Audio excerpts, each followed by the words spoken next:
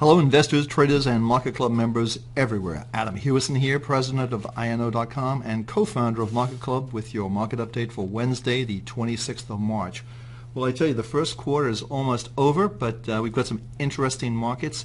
And the question is today, are the markets just teasing us? And if you look at, this is a 6-month chart of the Dow, and you can see what we've been doing in 6 months really haven't gone anywhere since the beginning of the year. So we started the beginning of the year right here, and if you just sort of draw a box here, that's pretty much where the market has been, and certainly it has had problems around these levels. The other area to look at is our long-term monthly trade triangle, which is pointed down.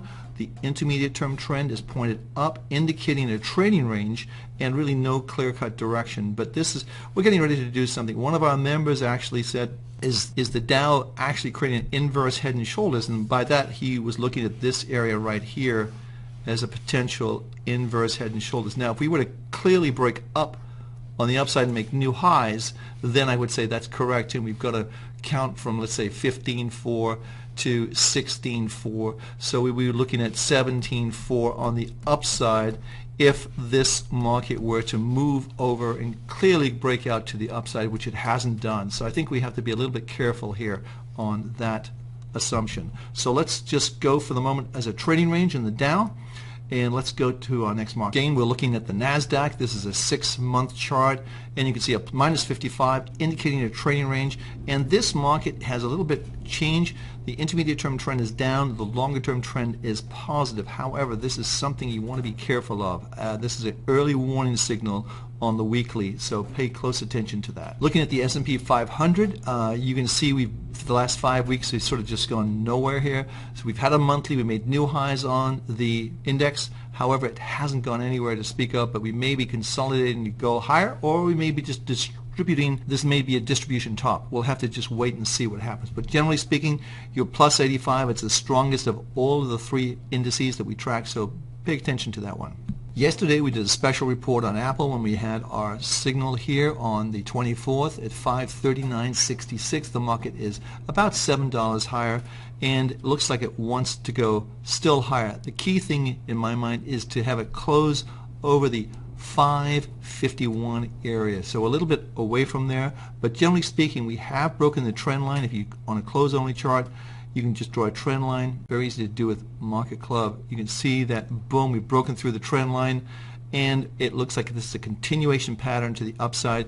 Please see our special report that we did on Apple a couple of days ago. On Amazon, just the reverse. It looks like the market's trying to roll over and go lower for whatever reason, I don't know, but we have a minus 100, a very strong trend to the downside, which is something to pay attention to. One of the questions we had on the blog today, can you trade this as a pair, meaning can you be long Apple and short Amazon? I think that's a pretty good trade. You want to do the same dollar amounts, so what you would do is you buy Apple and you would short Amazon, and you do equal dollar amounts, so equal dollar amounts. Very important to do. Otherwise, you can't just buy 100 shares of Apple and short 100 shares of Amazon. It just doesn't work quite like that. You have to do equal dollar amounts. So let's move on. Now, I was always told that copper was a good economic indicator, and if that's true, then the trend continues to be down. Strong trend. You can see the last monthly we had was right here, and we're considerably lower than that right now. If we put this in a candlestick chart format, you can see that we had a strong day yesterday, but we're back down again today. And really, it's where this market's going to close for the week, and that's the important element to look at. With a lot of markets, they go up and down during the midweek, but it's where they close on the weekend that's important. Now, spot gold's come under pressure. You can see we had a high pretty much close to the resistance level around 1400. It came up to 1392, and we've had a sharp down move from that level. That's a doji top, by the way. When you see an opening and closing at the same price, that's a doji top. Very important. And you can see we've had a couple of dojis here, and what normally a doji means, it's usually a trend change, indicating if you have an uptrend, it usually goes down, and vice versa. You can see we had one there, and if you look back on gold, you can spot them fairly easily.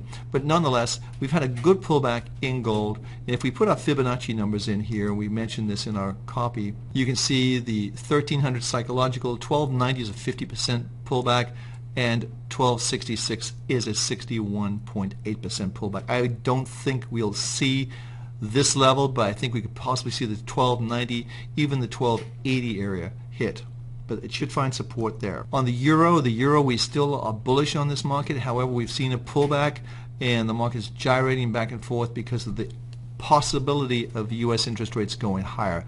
I'm not necessarily buying that anytime soon, but we are showing a 65 plus 65, indicating a trading range, and the best way to trade this type of move is to use one of the oscillators we talk about. Now, we've just tipped below the 50 level, which is not necessarily a good sign for this market. So I think you want to be a little bit careful with any long positions you have. Certainly on our system we use the weekly for trend and the daily for timing, and if we put our daily in, you can see we're actually out of this market right now on the sidelines.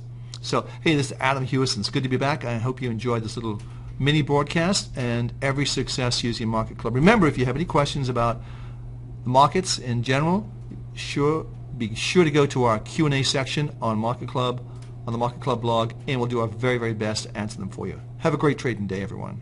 You can find Adam Hewison as a regular contributor on Bloomberg, Business News Network, CNBC, and Fox Business News.